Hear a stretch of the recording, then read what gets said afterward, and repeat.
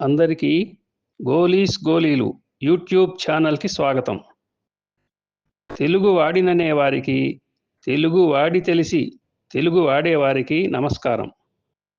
నా పేరు గోలి హనుమత్ శాస్త్రి. నేను వ్రాసిన జడ శతకం నుండి ఈరోజు 47వ జడకందం గురించి వివరిస్తాను.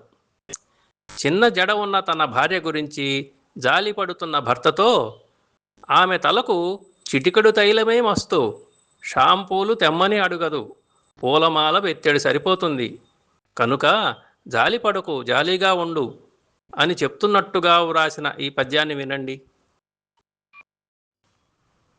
తేలే చిటికెడు మస్తవు, తేలేదని షాంపూలెన్నో తిట్టదు, తేలే చిటికెడు మస్తవు, తేలేదని షాంపూలెన్నో తిట్టదు, జడకున్ పూలే బెత్తెడు జాల్తై, జడకున్ పూలే బెత్తెడు జాల్తై, జాలియే జాలి పడకు జానెడయునుచున్, జాలియే జాలి పడకు జానెడయనుచున్.